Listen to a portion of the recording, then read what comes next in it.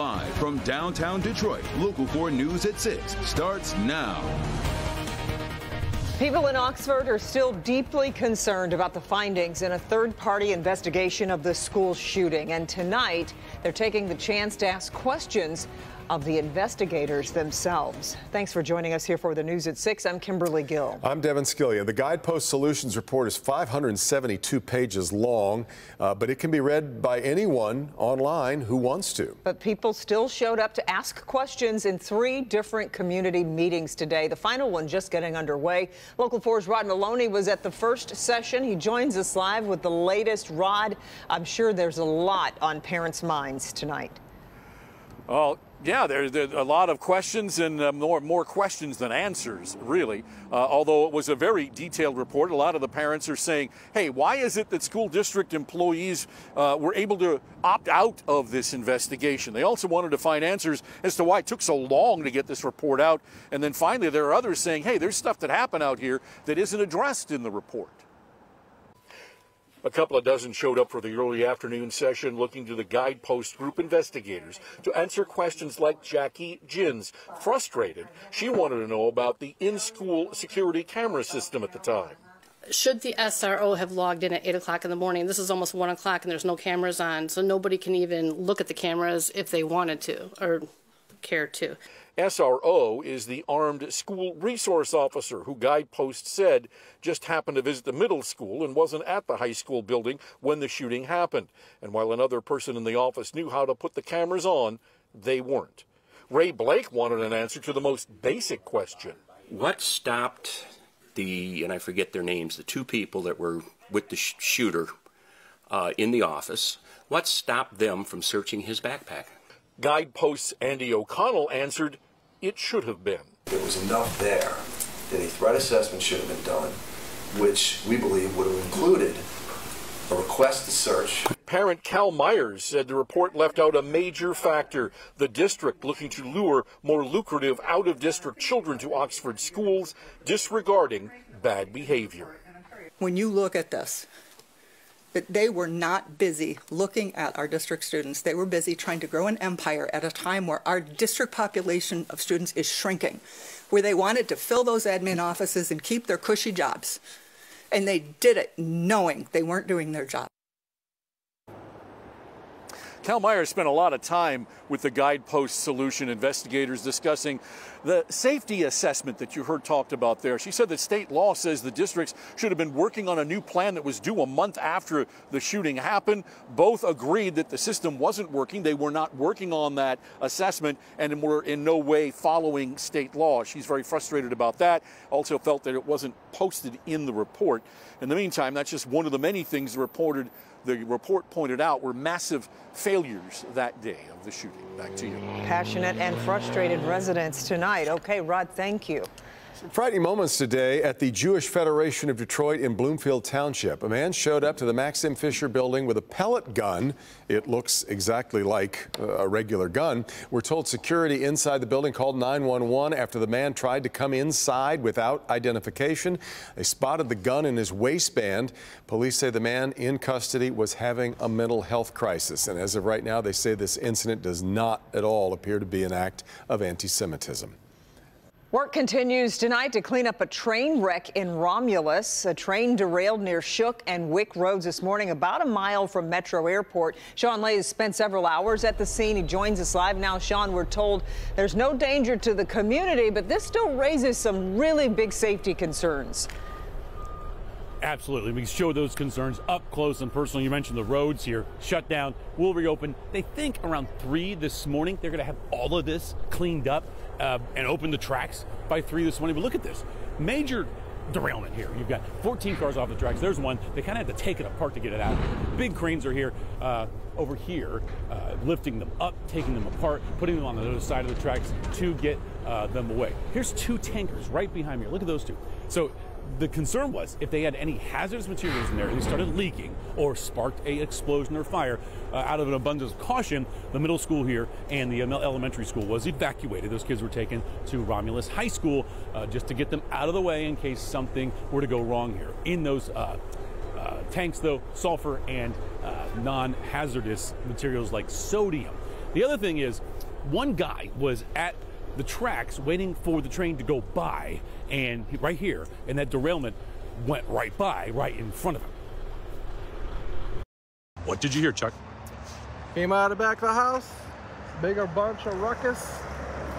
Thought it was trains colliding with each other as they normally do when they're stopping and going.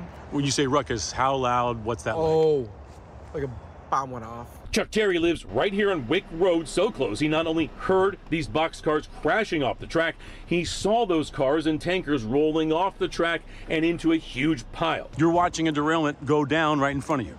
What'd you think when that happened? Scary moment. I felt sorry for the guy who was sitting at the railroad tracks in his car. He's right there, so you're watching a guy who escaped death right in front of his eyes. Escaped death. Yes. And he was shaking when you saw him. Oh, he was more than shaking. That's not a close call. That is an incredibly close Somebody call. was looking out for him. The Romulus mayor wants the federal government to look out for his community and others by strengthening safety rules for railways. But it's always reactionary after the fact. That's where they need our state legislators and our federal legislators to make sure that they're safe and they're supporting our first responders to keep the situation from happening. Additional oversight is required. What's also eye-opening, Romulus and other areas do not know what kinds of dangerous trains are moving through town. What's that feel like that you don't know what's coming through? It's a terrible feeling. Like I said, our chief responsibility as elected officials to make sure our public is safe. Back here live. A lot to show you here, but real quick, we don't know what's on the trains that come through. They have their own rules and laws. If you have tracks near your house that go by, you don't know what's in those tankers, and the mayor is saying, give us a minute. Let us know what's coming through our town. Look, everyone want to see what happens after a derailment up live. They took this boxcar apart. It's massive. They got a huge crane here on the side lifting it up, and then this guy over here and this thing has a cable on it, and they're just ripping it out of here, damaging the road. The mayor came by and said, hey guys, CSX, you're going to fix my road. It's brand new. But this is what's happening tonight, and all of this mess, 14 cars all the way down here. The CSX is telling Romulus that these tracks will be open by 3 in the morning. Things had to move through. Guys, back to you. Yeah, wow. Lot going on there. Okay, Sean, we appreciate it. Yeah. A 21-year-old man shot and killed in his Waterford Township apartment during a robbery. It was 28 years ago. The case unsolved. The victim, Antonio, still dearly missed by the family, who still believes that the killer can be found. Megan Woods spoke with Antonio's mother and youngest sister about a renewed push to find justice. Antonio Reiss' family never gave up on finding his killer. They've always wanted answers. And then last year, Antonio's father, Manuel, passed away. It's a reminder of how time is ticking on closure.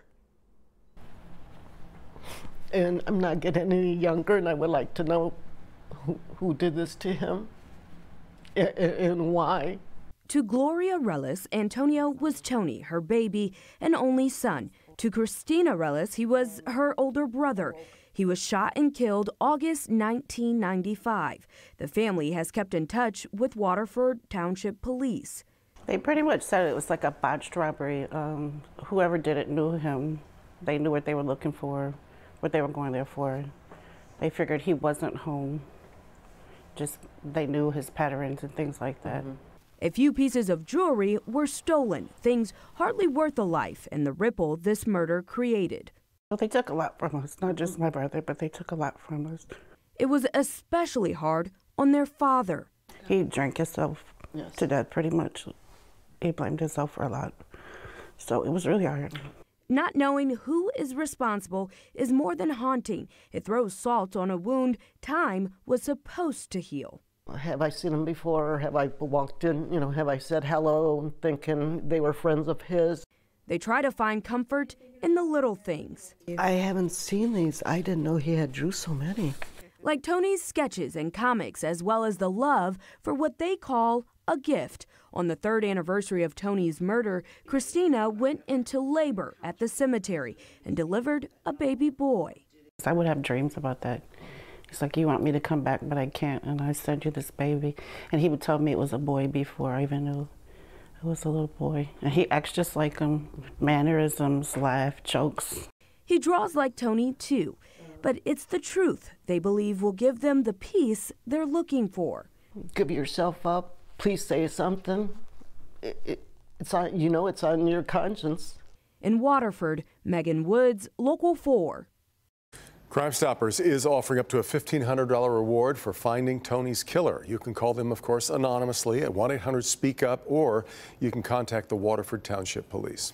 Macomb County Public Works reporting big progress on an infrastructure project that will make the air smell better in one neighborhood. This is a picture of a new biofilter under construction along 15 Mile Road near Garfield along the city's northern border with Clinton Township. That area has been plagued for years by a periodic sewage odor as crews have worked to remove sediment and reinforce the Macomb interceptor to prevent another sinkhole on 15 Mile Road like the one we saw back in 2016. Well, the odor arises when sewage flow is stopped so that work crews can get inside the pipe. Well, this new biofilter will absorb, hopefully, the odor via air ducts inside a concrete structure. The project is now halfway finished and should be completed by next March. All right, we are, can we start talking about the weekend? Oh, yeah. Thursday night? It's Not a time. problem? We can start on Monday, right, Kim? Oh, yeah, I'm with Kim. I mean, exactly. It starts with the scary Sundays, Sunday night, when you start planning for the next weekend. 48 degrees in Pontiac, upper 40s in Mount Clemens. It's 49 out at the airport. We did make it into the low 50s just about everywhere you go. And we'll go right back into the 50s tomorrow. A little more sunshine tomorrow morning than what we had today, but then clouding back up tomorrow afternoon. Our high reaches 54 degrees.